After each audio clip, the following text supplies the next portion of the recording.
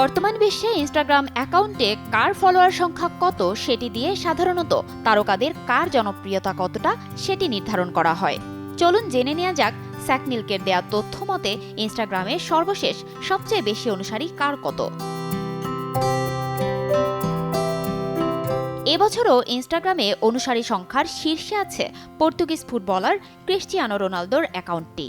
635.17 million মানুষ Portuguese এ তারকাকে অনুসরণ করেন। চলতি বছরের ইনস্টাগ্রাম ধনীর তালিকায়ও শীর্ষে আছেন রোনালদো। দ্বিতীয় অবস্থানেই আছেন ফুটবলের আরেক তারকা, ফুটবলের ইতিহাসের সর্বকালের সেরা ফুটবলার লিওনেল মেসি।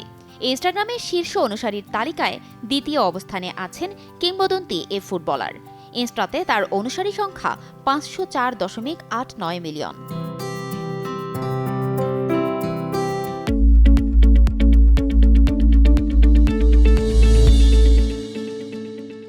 এরপরে নারীদের তালিকার শীর্ষে এবং সেরার তালিকায় তৃতীয় অবস্থানে আছেন জনপ্রিয় সঙ্গীতশিল্পী, অভিনেত্রী এবং একাধারে উদ্যোক্তা সেলেনা গোমেজ। বিশ্বব্যাপী তার ইনস্টা অনুসারীর সংখ্যা 425.98 মিলিয়ন। সর্বোচ্চ অনুসারী সংখ্যার শীর্ষ 100 জনের তালিকায় 12তম অবস্থানে আছেন আরেক জনপ্রিয় সঙ্গীতশিল্পী জাস্টিন বিবার। কানাডিয়ান এ শিল্পীর ইনস্টা অনুসারী 294.07 মিলিয়ন। সেরাদের তালিকায় আছেন ভারতীয়রাও। ভারতীয় জাতীয় ক্রিকেট দলের প্রাক্তন অধিনায়ক বিরাট কোহলি ইনস্টাতে, যার অনুসারী 270.88 মিলিয়নেরও বেশি। ভারতীয় অভিনয় শিল্পীদের মধ্যে শীর্ষে আছেন অভিনেত্রী ও সঙ্গীত শিল্পী প্রিয়াঙ্কা চোপড়া, যার ইনস্টা অনুসারীর সংখ্যা 91.7 মিলিয়ন। তারপরে আছেন অভিনেত্রী শ্রদ্ধা কাপুর, তার ইনস্টা অনুসারীর সংখ্যা 90.52 মিলিয়ন। সর্বোচ্চ অনুসারীর শীর্ষ 100 জনের তালিকায় আছেন রাজনীতিবিদও। ভারতের প্রধানমন্ত্রী নরেন্দ্র মোদীর অনুসারীর সংখ্যা 91.31 মিলিয়ন।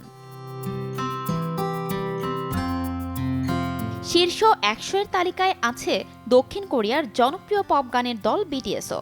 বিটিএস অফিসিয়াল নামের অ্যাকাউন্টটির অনুসারী সংখ্যা 75.17 মিলিয়ন। এখন পর্যন্ত ইনস্টাগ্রামের সবচেয়ে জনপ্রিয় পোস্টটি লিওনেল মেসির। এটি ছিল একটি ডিমের ছবি, যা 61 মিলিয়নেরও বেশি লাইক পেয়েছিল।